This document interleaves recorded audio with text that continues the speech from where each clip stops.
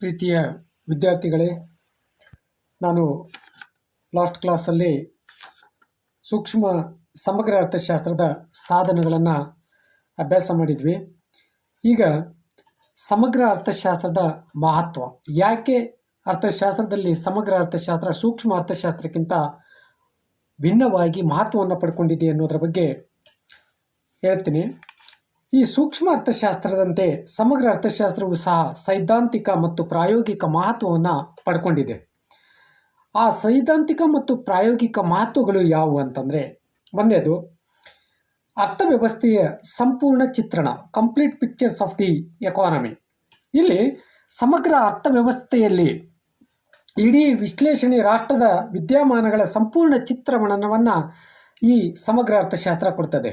ಅಂದರೆ ರಾಷ್ಟ್ರೀಯ ಆದಾಯ, ಉತ್ಪನ್ನ, ಉದ್ಯೋಗ, ಬಂಡವಾಳ ಹೂಡಿಕೆ, ಬೆಲೆಯ ಮಟ್ಟ, ಇವು ಎಲ್ಲವುಗಳನ್ನು ಸಂಪೂರ್ಣವಾದ ಚಿತ್ರಣವನ್ನು ಸಮಗ್ರ ಅರ್ಥಶಾಸ್ತ್ರ ಕೊಡ್ತದೆ. ಸೂಕ್ಷ್ಮ ಅರ್ಥಶಾಸ್ತ್ರ ಅಷ್ಟು ಚಿತ್ರಣವನ್ನು ಕೊಡಲ್ಲ. ಯಾಕಂದರೆ ಸೂಕ್ಷ್ಮ ಒಂದು ಘಟಕದ ಬಗ್ಗೆ ಅಭ್ಯಾಸ ಮಾಡುವಾಗ ಇಲ್ಲಿ ಸಾಮಾನ್ಯವಾಗಿ ಸಮಗ್ರ ಅರ್ಥಶಾಸ್ತ್ರ ಇಡೀ ದೇಶದ ರಾಷ್ಟ್ರೀಯ ಆದಾಯ, ಅನುಭೋಗ, ಉದ್ಯೋಗ, ಆದಾಯದ ಮಟ್ಟ, ಉತ್ಪನ್ನ, ಬಂಡವಾಳ ಹೂಡಿಕೆ, ಇಡೀ ದೇಶದ ಬೆಲೆಯ ಮಟ್ಟ ಇವುಗಳನ್ನು ಕೊಡೋದ್ರಿಂದ ಇದು ಸೂಕ್ಷ್ಮ ಅರ್ಥಶಾಸ್ತ್ರಕ್ಕಿಂತ ಭಿನ್ನವಾದದ್ದು ಮತ್ತು ಅತ್ಯಂತ ಮಹತ್ವಪೂರ್ಣವಾದದ್ದು ಅಂತ ಹೇಳ್ಬೋದು. ಇನ್ನು ಎರಡನೇದು ಆರ್ಥಿಕ ಸಿದ್ಧಾಂತದ ಬಗೆಗೆ ಒಳನೋಟಗಳು, ಇನ್ಸೈಟ್ ಅಬೌಟ್ ಎಕನಾಮಿಕ್ಸ್ ಥಿಯರಿ. ಇಲ್ಲಿ ಈ ಆರ್ಥಿಕ ಸಿದ್ಧಾಂತದ ಒಳಗೆ ಒಳನೋಟಗಳು ಪಡೆಯುವುದಕ್ಕೂ ಸಮಗ್ರ ಅಥವಾ ವಿಶಾಲಾತ್ಮಕ ಅರ್ಥಶಾಸ್ತ್ರ ಸಹಾಯಕಾರಿಯಾಗಿದೆ. ಇಲ್ಲಿ ರಾಷ್ಟ್ರೀಯ ಉತ್ಪನ್ನ, ಉದ್ಯೋಗ, ಆದಾಯದ ಏರಿಳಿತಗಳು, ಆರ್ಥಿಕ ಸಿದ್ಧಾಂತದ ವಿವರಿಸಲು ಆರ್ಥಿಕ, ಪ್ರಾಯೋಗಿಕ, ಸೈದ್ಧಾಂತಿಕ ನೆಲೆಯ ಮೇಲೆ ಆರ್ಥಿಕ ಸಮಸ್ಯೆಗಳನ್ನು ಬಗೆಹರಿಸಲು ಈ ಸೂಕ್ಷ್ಮ ಸಮಗ್ರ ಅರ್ಥಶಾಸ್ತ್ರ ತಕ್ಕ ಪರಿಹಾರವನ್ನು ನೀಡ್ತದೆ ಅಂತೇಳಿ ಹೇಳ್ಬೋದು. ಆರ್ಥಿಕ ಸಿದ್ಧಾಂತದ ಸಂಪೂರ್ಣವಾಗಿರ್ತಕ್ಕಂಥ ಯಾವುದೇ ಸಿದ್ಧಾಂತಗಳಿರ್ಬೋದು, ಆರ್ಥಿಕ ಸಿದ್ಧಾಂತಗಳು, ಅವುಗಳ ರಾಷ್ಟ್ರೀಯ ಆದಾಯ ಇರ್ಬೋದು, ಹೂಡಿಕೆ ಇರ್ಬೋದು, ಅನುಭೋಗ, ಬೇಡಿಕೆ, ಪೂರೈಕೆ, ಇವುಗಳನ್ನು ಸಮಗ್ರವಾದ ಚಿತ್ರಣವನ್ನು ಕೊಡಲು ಆ ಸೈದ್ಧಾಂತಿಕ ನೆಲೆಗಟ್ಟಿನಲ್ಲಿ ಸಮಸ್ಯೆಗಳನ್ನು ಪರಿಹರಿಸಲು ಸಮಗ್ರ ಅರ್ಥಶಾಸ್ತ್ರ ಮಹತ್ವವನ್ನು ಪಡ್ಕೊಂಡಿದೆ. ಇನ್ನು ಮೂರನೇದು ಆರ್ಥಿಕ ನೀತಿಗಳ ಸೂತ್ರೀಕರಣ, formulations of the economic policies.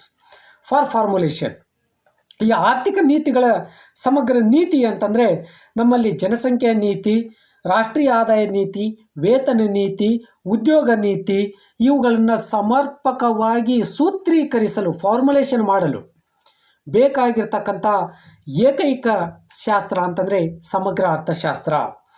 ಈ ಆರ್ಥಿಕ ನೀತಿಗಳು ಅಂದರೆ tax policy, income policy, wage policy, employment, unemployment, population policy, environmental economics ಅಂತೇಳಿ ಬರ್ತದೆ, environmental policy and national income policy, output policy, ಇವುಗಳನ್ನು ಸಮಗ್ರವಾದ ದೃಷ್ಟಿಕೋನದಿಂದ ವಿವರಿಸಲು ಸಮಗ್ರ ಅರ್ಥಶಾಸ್ತ್ರ ಮಹತ್ವವನ್ನು ಪಡ್ಕೊಂಡಿದೆ. ಅದೇ ರೀತಿಯಾಗಿ ನಾಲ್ಕನೇ ಅಂಶ ಅಂದರೆ ಆರ್ಥಿಕತೆಯ ಸಮಸ್ಯೆಗಳನ್ನು ತಿಳಿಯಲು ಸಹಕಾರಿ, helpful to understand the economic problems. Helpful, ಇಲ್ಲಿ ರಾಷ್ಟ್ರದ ಆರ್ಥಿಕತೆಯ ಕಾರ್ಯವಿಧಾನ ಹೇಗಿದೆ, ಕಾರ್ಯವಿಧಾನ ಯಾವ ರೀತಿ ಇದೆ, ಅದು ಚಲಿಸುತ್ತಿರುವ ದಿಕ್ಕು ಯಾವುದು, ಅದನ್ನು ಬಾಧಿಸ್ತಿರ್ತಕ್ಕಂಥ ಸಮಸ್ಯೆಗಳು, ನಮ್ಮಲ್ಲಿ ಹಲವಾರು ಸಮಸ್ಯೆಗಳಿದ್ದಾವೆ. ನಿರುದ್ಯೋಗದ ಸಮಸ್ಯೆ, ಬಡತನ, ಆಹಾರದ ಸಮಸ್ಯೆ, ಪೌಷ್ಟಿಕಾಂಶದ ಸಮಸ್ಯೆ, ಮಹಿಳೆಯರ ಸಬಲೀಕರಣ, ಆಮೇಲೆ ಶಿಕ್ಷಣದ ವ್ಯವಸ್ಥೆ, ಅವುಗಳ ಸಮಸ್ಯೆ, ಜನಸಂಖ್ಯೆ, ಅದೇ ರೀತಿಯಾಗಿ ಹಲವಾರು industrial policies, agriculture problems, industrial problems, ಈ ಎಲ್ಲ ಸಮಸ್ಯೆಗಳನ್ನು ಸಂಪೂರ್ಣವಾಗಿ ತಿಳಿಯಲು ಸಮಗ್ರ ಅರ್ಥಶಾಸ್ತ್ರದ ಮೊರೆ ಹೋಗ್ತೀವಿ. ಸಮಗ್ರ ಅರ್ಥಶಾಸ್ತ್ರ ಅತ್ಯಂತ ಪ್ರಮುಖವಾಗಿರ್ತಕ್ಕಂಥ ಅಂಶ ಅಂತ ಹೇಳ್ಬೋದು. ಇನ್ನು ಐದನೇ ಅಂಶ ಅಂತಂದರೆ, ಮಹತ್ವ ಅಂತಂದರೆ ಖಚಿತವಾಗಿರ್ತಕ್ಕಂಥ ಊಹೆಗಳು. ಇಲ್ಲಿ ಸಮಗ್ರ ಅರ್ಥಶಾಸ್ತ್ರದಿಂದ ಸಂಪೂರ್ಣವಾಗಿ ಖಚಿತವಾಗಿರ್ತಕ್ಕಂಥ ಊಹೆಗಳನ್ನು ಮಾಡಬಹುದು. ಹೇಗೆ ಅಂತಂದರೆ, ಇಲ್ಲಿ ಬಂಡವಾಳ ಸಂಗ್ರಹಣೆ, ಜನಸಂಖ್ಯೆ, ಸಾರ್ವತ್ರಿಕ ವಾಣಿಜ್ಯ, ಕೈಗಾರಿಕಾ ಚಟುವಟಿಕೆ, ಬೆಲೆಯ ಮಟ್ಟದಲ್ಲಿ ಬದಲಾವಣೆಗಳು, ಇವುಗಳನ್ನು ಸಮಗ್ರವಾಗಿ ತಿಳಿಯಲು ಯೋಗ್ಯವಾಗಿರ್ತಕ್ಕಂಥದ್ದು ಸಮಗ್ರ ಅರ್ಥಶಾಸ್ತ್ರ. ಈ ಜನಸಂಖ್ಯೆ ಏನಿದೆ, ಜನಸಂಖ್ಯೆ ಏನು ಫೇಸ್ ಮಾಡ್ತಾ ಇದೆ, ಜನಸಂಖ್ಯೆ ನಮ್ಮಲ್ಲಿ 130 ಕೋಟಿ ಜನಸಂಖ್ಯೆ, 130ರಿಂದ 135 ಕೋಟಿ ಜನಸಂಖ್ಯೆ ಇದೆ. How to solve the problem, ಹೇಗೆ ಹೆಚ್ಚಾಯಿತು, ಅದಕ್ಕೆ ಸಮಸ್ಯೆಗಳೇನು ಬರ್ತಾ ಇದೆ, ಜನಸಂಖ್ಯೆಯಿಂದ ಯಾವ್ಯಾವ ಉದ್ಯಮಗಳ ಮೇಲೆ, ಯಾವ್ಯಾವ ವಲಯಗಳ ಮೇಲೆ ಏನೇನೋ ಪರಿಣಾಮ ಬೀರ್ತಾ ಇದೆ. ಸೌಂಡ್ ಪಾಪ್ಯುಲೇಷನ್ ಅಂತ ಹೇಳ್ತೀವಿ, ಒಂದು ಸಮೃದ್ಧವಾಗಿರ್ತಕ್ಕಂಥ ಜನಸಂಖ್ಯೆಯಿಂದ ಏನು ಸಾಧಿಸ್ಬೋದು, ಅತಿ ಓವರ್ ಆಯಿತು ಅಂದರೆ, ಜನಸಂಖ್ಯೆ ಹೆಚ್ಚಾಯಿತು ಅಂದರೆ ಏನು ಪ್ರಾಬ್ಲಮನ್ನು ಫೇಸ್ ಮಾಡ್ತೀವಿ ಅನ್ನೋದನ್ನು ಸಮಗ್ರವಾಗಿ ಖಚಿತವಾದ ಊಹೆಗಳನ್ನು ಮಾಡಿಕೊಳ್ಳಿಕ್ಕೆ ಸಮಗ್ರ ಅರ್ಥಶಾಸ್ತ್ರ ಒಂದು ಅತ್ಯಂತ ಪ್ರಮುಖವಾಗಿರ್ತಕ್ಕಂಥದ್ದನ್ನು ಗಣನೀಯವಾದ ವಿಶ್ಲೇಷಣಾತ್ಮಕ ಪ್ರಾಯೋಗಿಕ ಮಹತ್ವವನ್ನು ಈ ಸಮಗ್ರ ಅರ್ಥಶಾಸ್ತ್ರ ಪಡ್ಕೊಂಡಿದೆ.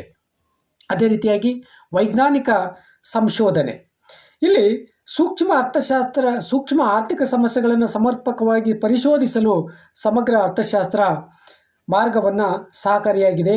ಯಾವುದೇ ಒಂದು ವಸ್ತುವಿಗೆ ಅಂದರೆ ಸೂಕ್ಷ್ಮ ಅರ್ಥಶಾಸ್ತ್ರಕ್ಕಿಂತ ಹೆಚ್ಚಿನ ವೈಜ್ಞಾನಿಕ ನೆಲೆಗಟ್ಟನ್ನು ಕೊಡ್ತಕ್ಕಂಥದ್ದು ಸಮಗ್ರ ಅರ್ಥಶಾಸ್ತ್ರ. ಸೂಕ್ಷ್ಮ ಅರ್ಥಶಾಸ್ತ್ರದಲ್ಲಿ ಇರ್ತಕ್ಕಂಥ ಸಮಸ್ಯೆಗಳನ್ನು ಸಮಗ್ರ ಅರ್ಥಶಾಸ್ತ್ರದ ಮೂಲಕ ಬಗೆಹರಿಸ್ಕೊಳ್ಬೋದು. ಸೂಕ್ಷ್ಮ ಅರ್ಥಶಾಸ್ತ್ರ ಕ್ಲಿಯರ್ ಪಿಕ್ಚರ್ ಕೊಡಲ್ಲ.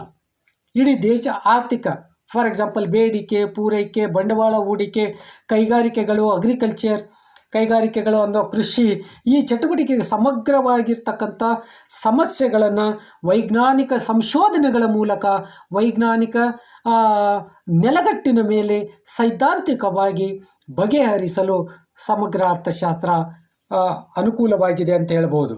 ಆಮೇಲೆ ಇಲ್ಲಿ ಸಮಗ್ರ ಅರ್ಥಶಾಸ್ತ್ರದಲ್ಲಿ ಉದ್ಯೋಗ, ನಿರುದ್ಯೋಗ, ಹೂಡಿಕೆ, ಉಳಿತಾಯ, ಅನುಭೋಗ ಇವುಗಳನ್ನು ಸಮಗ್ರವಾಗಿ ಕ್ಲಿಯರ್ ಮಾಡಲು, ವಿಶ್ಲೇಷಿಸಲು ಈ ಸಮಗ್ರ ಅರ್ಥಶಾಸ್ತ್ರ ಒಂದು ವೈಜ್ಞಾನಿಕ ಸಂಶೋಧನೆಗೆ ಅವಕಾಶವನ್ನು ಮಾಡಿಕೊಟ್ಟದ್ದು ಅಂತೇಳಿ ಹೇಳ್ಬೋದು. ಇನ್ನು ಉದ್ಯಮ ಚಕ್ರದ ಸಿದ್ಧಾಂತಗಳ ಸೂತ್ರೀಕರಣ, formulations of the business cycle theories, ಇಲ್ಲಿ ಉದ್ಯಮ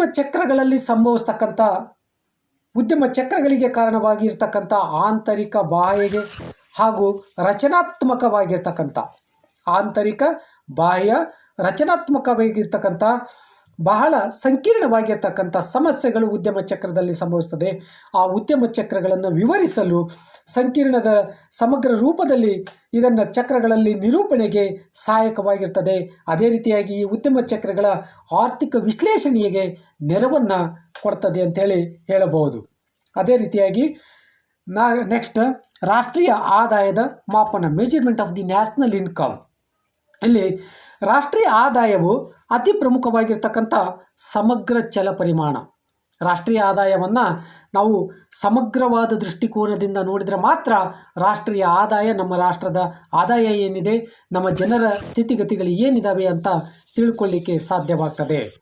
ಹಾಗೆ ಈ ರಾಷ್ಟ್ರೀಯ ಆದಾಯ ಅರ್ಥವ್ಯವಸ್ಥೆಯಲ್ಲಿ ವಿವಿಧ ವಲಯಗಳ ಮೇಲೆ, ಉತ್ಪಾದನೆಯ ಮೇಲೆ ಹೇಗೆ ಪ್ರಭಾವವನ್ನು ಬೀರ್ತದೆ ಅನ್ನೋದ್ರ ಬಗ್ಗೆ ರಾಷ್ಟ್ರೀಯ ಆದಾಯನ ಅಂದಾಜು ಮಾಡಲು ಭಾಳ ಪ್ರಯೋಜನಕಾರಿಯಾಗಿರ್ತಕ್ಕಂಥ ಅಂಶ ಅಂದರೆ ಸಮಗ್ರ ಅರ್ಥಶಾಸ್ತ್ರ. ಇನ್ನು ಹಣದುಬ್ಬರ ಮತ್ತು ಕುಗ್ಗು ಪ್ರಸರಣದ ಅಂದಾಜು, estimations of inflation and deflation. ಯಾವ ಸಂದರ್ಭದಲ್ಲಿ ಕುಗ್ಗು ಪ್ರಸರಣ ಆಯಿತು, ಯಾವ ಸಂದರ್ಭದಲ್ಲಿ ಹಣದುಬ್ಬರ ಆಯಿತು, ಹಣದುಬ್ಬರ ಏರಲು ಕಾರಣ ಏನು, ಕುಗ್ಗು ಪ್ರಸರಣ ಆಗಲು ಕಾರಣ ಏನು, ಬಾಹ್ಯ ಅಂಶಗಳು, ಆಂತರಿಕ ಅಂಶಗಳು, ರಚನಾತ್ಮಕ ಅಂಶಗಳು, ಯಾವ ಅಂಶಗಳು ಪ್ರಭಾವವನ್ನು ಬೀರ್ತದೆ ಅನ್ನೋದರ ಬಗ್ಗೆ, ಕೈಗಾರಿಕೆಗಳ ಪಾತ್ರ ಹಣದುಬ್ಬರದ ಮೇಲೆ, ಕುಗ್ಗು ಪ್ರಸರಣದ ಮೇಲೆ ಯಾವ ರೀತಿ ಪ್ರಭಾವ ಬೀರ್ತದೆ, ಅಥವಾ ಕೈಗಾರಿಕೆಗಳ ಮೇಲೆ, ಸಾಲಗಾರರ ಮೇಲೆ, ಅಗ್ರಿಕಲ್ಚರ್ ಮೇಲೆ, ಅರ್ಥವ್ಯವಸ್ಥೆಯ ಮೇಲೆ, ದೇಶದ ಆರ್ಥಿಕ ವ್ಯವಸ್ಥೆಯ ಮೇಲೆ ಯಾವ ರೀತಿಯಾಗಿ ಪ್ರಭಾವವನ್ನು ಬೀರ್ತದೆ ಅನ್ನೋದರ ಬಗ್ಗೆ ಈ ಸಮಗ್ರ ಅರ್ಥಶಾಸ್ತ್ರ ತಿಳಿಸ್ಕೊಡ್ತದೆ. ಅದೇ ರೀತಿಯಾಗಿ ಅರ್ಥವ್ಯವಸ್ಥೆಯಲ್ಲಿ ಉಳಿತಾಯ, ಹೂಡಿಕೆಯ ಗಾತ್ರದ ನಡುವಿನ ವ್ಯತ್ಯಾಸದ ಮೂಲಕ ಅಳತೆಯನ್ನು ಮಾಡಲಾಗ್ತದೆ. ಹಣದುಬ್ಬರದ ಅಂತರ, ಕುಗ್ಗು ಪ್ರಸರಣದ ಅಂತರದ ಸಮಸ್ಯೆಗಳು ಏನಿದೆ ಅವುಗಳನ್ನು ಸಂಪೂರ್ಣವಾಗಿ ಆ ದಿಶೆಯಲ್ಲಿ ನಮ್ಮ ಕೇಂದ್ರ ಸರ್ಕಾರ ಆಗಿರ್ಬೋದು, ರಾಜ್ಯ ಸರ್ಕಾರ ಆಗಿರ್ಬೋದು, RBI ಆಗಿರ್ಬೋದು, ಇವುಗಳನ್ನು ಪರಿಹರಿಸುವ ಹಣದುಬ್ಬರ ಅಥವಾ ಕುಗ್ಗು ಪ್ರಸರಣವನ್ನು ನಿರ್ಮೂಲನೆ ಮಾಡತಕ್ಕಂಥ ಪರಿಹಾರೋಪಾಯಗಳನ್ನು ಯಾವ ಸಾಧನಗಳ ಮೂಲಕ, ಯಾವ ಕ್ರಮಗಳನ್ನು ಕೈಗೊಳ್ಳುತ್ತದೆ, ಅದನ್ನು ರೂಪಿಸಲು ಸಮಗ್ರವಾಗಿರ್ತಕ್ಕಂಥ ಅಂಶಗಳನ್ನು ಏನು ಜಾರಿಗೆ ತರ್ತದೆ ಅನ್ನೋದ್ರ ಬಗ್ಗೆ ಸಮಗ್ರ ಅರ್ಥಶಾಸ್ತ್ರ ಸಹಾಯವನ್ನು ಮಾಡ್ತದೆ. ಹಾಗೆಯೇ ಅದೇ ರೀತಿಯಾಗಿ ಸಮಗ್ರ ಅರ್ಥಶಾಸ್ತ್ರದ ಇನ್ನೊಂದು ಅಂಶ ಮಹತ್ವ ಅಂತಂದರೆ ಸೂಕ್ಷ್ಮ ಆರ್ಥಿಕ ಸಿದ್ಧಾಂತದ ಬೆಳವಣಿಗೆಗೆ ಸಹಾಯಕಾರಿಯಾಗಿರ್ತಕ್ಕಂಥದ್ದು. For the development of the micro economic theory, ಸೂಕ್ಷ್ಮ ಅರ್ಥಶಾಸ್ತ್ರದ ಎಲ್ಲ ಥಿಯರಿಗಳಿಗೆ, ಸಿದ್ಧಾಂತಗಳಿಗೆ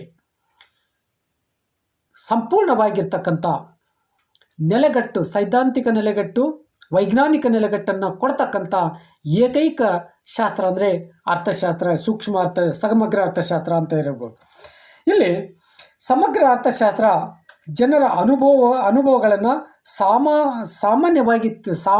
ಸೂಕ್ಷ್ಮವಾಗಿ ತಿಳಿಯದೆ ಜನರ ಆಗು ಹೋಗುಗಳು, ಉಳಿತಾಯ, ಹೂಡಿಕೆ, ಅನುಭೋಗ, ಕೊಳ್ಳುವ ಸಾಮರ್ಥ್ಯ, ಇವು ಎಲ್ಲವನ್ನು ಸೂಕ್ಷ್ಮ ಅರ್ಥಶಾಸ್ತ್ರದ ಸಿದ್ಧಾಂತವನ್ನು ವಿವರವಾಗಿ ಕೊಡ್ತಕ್ಕಂಥ ಸಮಗ್ರ ಅರ್ಥಶಾಸ್ತ್ರ ಅಂತ ಹೇಳಬಹುದು. ಇನ್ನು ಆರ್ಥಿಕ ಯೋಜನೆ ಮತ್ತು ಪ್ರಗತಿಯ ಅಧ್ಯಯನ, study of economic planning and growth. ಇಲ್ಲಿ ಆರ್ಥಿಕ ಯೋಜನೆ ಮತ್ತು ಪ್ರಗತಿಯನ್ನು ಕುರಿತ ಅಧ್ಯಯನ ಸಮಗ್ರ ಅರ್ಥಶಾಸ್ತ್ರದ ವ್ಯಾಪ್ತಿಗೆ ಒಳಪಡ್ತದೆ. ಅಂದರೆ ಯಾವುದೇ ಈ ಆರ್ಥಿಕ ಯೋಜನೆಗಳು, ಕೇಂದ್ರ ಸರ್ಕಾರದ ಯೋಜನೆಗಳು, ರಾಜ್ಯ ಸರ್ಕಾರದ ಯೋಜನೆಗಳು, ಸ್ಥಳೀಯ ಯೋಜನೆಗಳು, ನಾವು ಯಾವುದೇ ಗ್ರಾಸ್ ರೂಟ್ ಸಮಸ್ಯೆಗಳನ್ನು ತಿಳಿಯಲು, ಆ ಸಮಸ್ಯೆಗಳಿಗೆ ಪರಿಹಾರವನ್ನು ಸೂಚಿಸಲು, ಯೋಜನೆಗಳನ್ನು ರೂಪಿಸಲು, ಅದರ ಮೂಲಕ ಸಸ್ಟೈನಬಲ್ ಡೆವಲಪ್ಮೆಂಟ್ ಅಂದರೆ ಸುಸ್ಥಿರವಾದ ಆರ್ಥಿಕ ಅಭಿವೃದ್ಧಿಯನ್ನು ಸಾಧಿಸಲು ಯೋಗ್ಯವಾಗಿರ್ತಕ್ಕಂಥದ್ದು ಈ ಸಮಗ್ರ ಅರ್ಥಶಾಸ್ತ್ರ. ಅವುಗಳಿಗೆ ಯೋಜನೆಗಳನ್ನು how to formulate economic policy, what is problem, basic problem ಏನು, ಗ್ರಾಸ್ ರೂಟ್ ಪ್ರಾಬ್ಲಮ್ಸ್ ಏನು, how to develop the sustainable development, ಇವುಗಳ ಬಗ್ಗೆ ಸಮಗ್ರ ಆರ್ಥಿಕ ಪ್ರಗತಿಯ ದರದ ಅವಶ್ಯಕತೆಯನ್ನು ಮನಗಂಡು ಅದರ ಮೂಲಕ ಅಭ್ಯಾಸಿಸಲು ಯೋಗ್ಯವಾಗಿರ್ತಕ್ಕಂಥದ್ದು ಈ ಸಮಗ್ರ ಅರ್ಥಶಾಸ್ತ್ರ ಅಂತೇಳಿ ಹೇಳಬಹುದು. ಹಾಗೆ ಕೊನೆಯದಾಗಿ ಆರ್ಥಿಕ ವ್ಯವಸ್ಥೆಗಳ ಅಧ್ಯಯನ ಮತ್ತು ಅಂತಾರಾಷ್ಟ್ರೀಯ ಹೋಲಿಕೆ, the study of economic system and international comparison. So ಸಮಗ್ರ ಅರ್ಥಶಾಸ್ತ್ರ ನಮ್ಮ ದೇಶದಲ್ಲಿರ್ತಕ್ಕಂಥ ರಾಷ್ಟ್ರಗಳ ಆರ್ಥಿಕ ಸಮಸ್ಯೆಗಳೇನು, ನಮ್ಮ ರಾಷ್ಟ್ರಗಳ ಸಮಸ್ಯೆಗಳೇನು, ಅದು ಜನಸಂಖ್ಯೆ ಇರ್ಬೋದು, ಬಂಡವಾಳ ಇರ್ಬೋದು, ಅನುಭೋಗ ಇರ್ಬೋದು, ಹೂಡಿಕೆ ಇರ್ಬೋದು, ಮೂಲಸೌಕರ್ಯ, ಕೃಷಿ, ಕೈಗಾರಿಕೆ, ಯಾವುದೇ ಸಮಸ್ಯೆಗಳಿರ್ಬೋದು, ಅದನ್ನು ಅದೇ ರೀತಿಯಾಗಿ ಆದಾಯ, ಅನುಭೋಗ, ಉಳಿತಾಯ, ಪ್ರಗತಿ ಅಂದರೆ ಡೆವಲಪ್ಮೆಂಟ್, ಗ್ರೋತ್, ಇವುಗಳ ದರ, ಇವುಗಳನ್ನು ಸಂಪೂರ್ಣವಾಗಿ ನಮ್ಮ ದೇಶ ಮುಂದುವರೆದ ದೇಶ, ನಮ್ಮ ದೇಶ ಹೇಗಿದೆ, ನಾವು ಯಾವುದರ ಜೊತೆ ಹೇಗೆ ಹೊಂದಾಣಿಕೆಯನ್ನು ಮಾಡಿಕೊಳ್ಬೇಕು, ಅಂತಾರಾಷ್ಟ್ರೀಯ ಹೋಲಿಕೆಯನ್ನು ಮಾಡಿಕೊಳ್ಳಿಕ್ಕೆ ಸಮಗ್ರ ಅರ್ಥಶಾಸ್ತ್ರ ಅತ್ಯಂತ ಪ್ರಮುಖವಾಗಿರ್ತಕ್ಕಂಥದ್ದು ಮತ್ತು ಸಹಾಯಕಾರಿಯಾಗಿರ್ತಕ್ಕಂಥದ್ದು ಅಂಥೇಳಿ ಹೇಳಬಹುದು. ಹಾಗೆ ಈ ಅಂತಾರಾಷ್ಟ್ರೀಯ ಹೋಲಿಕೆ, ನಮ್ಮ ಸಮಸ್ಯೆಗಳನ್ನು ಅಧ್ಯಯನ ಮಾಡಿಕೊಳ್ಳೋದು, ನಮ್ಮ ಸಮಸ್ಯೆಗಳು ಅಂತಾರಾಷ್ಟ್ರೀಯವಾಗಿ ಹೇಗೆ ಪರಿಹರಿಸ್ಕೊಳ್ಬೇಕು, ಬೇರೆ ರಾಷ್ಟ್ರಗಳಲ್ಲಿ ಇರ್ತಕ್ಕಂಥ ಸಮಸ್ಯೆಗಳು, ನಮ್ಮ ದೇಶದಲ್ಲಿ ಇರ್ತಕ್ಕಂಥ ಸಮಸ್ಯೆಗಳು, ನಮ್ಮ GDP ಏನಿದೆ, ನಮ್ಮ ಪರ್ ಕ್ಯಾಪಿಟಲ್ ಇನ್ಕಮ್ ಏನಿದೆ, ನಮ್ಮ ಹೂಡಿಕೆ ಏನಿದೆ, ಆದಾಯ ಏನಿದೆ, ಇನ್ಕಮ್ ಏನಿದೆ, ಉಳಿತಾಯ ಏನಿದೆ, ಅದೇ ರೀತಿಯಾಗಿ ಅನುಭೋಗ ಏನಿದೆ, ಪರ್ಚೇಸಿಂಗ್ ಪವರ್, ಕೊಳ್ಳುವ ಶಕ್ತಿ ಏನಿದೆ, ಜನರ ಜೀವನ ಮಟ್ಟ ಏನಿದೆ, ಇವುಗಳನ್ನು ಸಮಗ್ರವಾಗಿ ನಾವು ಅಂತಾರಾಷ್ಟ್ರೀಯವಾಗಿ ಹೋಲಿಕೆ ಮಾಡಿಕೊಳ್ಬೇಕು ಅಂತಂದರೆ ಸಮಗ್ರ ಅರ್ಥಶಾಸ್ತ್ರದ ಮೊರೆ ಹೋಗಬೇಕಾಗ್ತದೆ. ಹಾಗೆಯೇ ಸಮಗ್ರ ಅರ್ಥಶಾಸ್ತ್ರ ಪ್ರಾಮುಖ್ಯತೆಯನ್ನು ಪಡ್ಕೊಂಡಿದೆ, ಮಹತ್ವವನ್ನು ಪಡ್ಕೊಂಡಿದೆ ಅಂತೇಳಿ ಹೇಳ್ಬೋದು. ಆತ್ಮೀಯ ವಿದ್ಯಾರ್ಥಿಗಳೇ, ಇಲ್ಲಿ ಮೊದಲನೇ ಚಾಪ್ಟ್ರಲ್ಲಿ ಬರ್ತಕ್ಕಂಥ ಎಲ್ಲ ಅಂಶಗಳು ಇಲ್ಲಿಗೆ ಕಂಪ್ಲೀಟ್ ಆಯಿತು. ನಾಳೆಯಿಂದ ಎರಡನೇ ಚಾಪ್ಟರ್ಗೆ ಸಂಬಂಧಿಸಿದಂಥ ಸಂಪೂರ್ಣ ಮಾಹಿತಿಯನ್ನು ಕೊಡ್ತೀನಿ. ಹಾಗೆಯೇ ಈ ಅನಾವಶ್ಯಕವಾಗಿ ಹೊರಗಡೆ ಎಲ್ಲೂ ಹೋಗಬೇಡಿ. ಹೊರಗಡೆ ಹೋಗದೇ ಮನೆಯಲ್ಲೇ ಇರಿ, ಸ್ಯಾನಿಟೈಸರ್ನ ಯೂಸ್ ಮಾಡಿ. ಅದೇ ರೀತಿಯಾಗಿ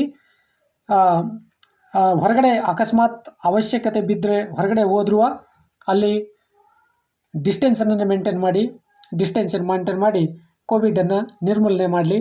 ಸಾಮಾನ್ಯವಾಗಿ ಬೇಗ ಈ ಕೋವಿಡ್ ಈ ಪಿಡುಗು ತೊಡಗಲಿ ಅಂತೇಳಿ ದೇವರಲ್ಲಿ ಪ್ರಾರ್ಥಿಸ್ಕೊಳ್ಳೋಣ.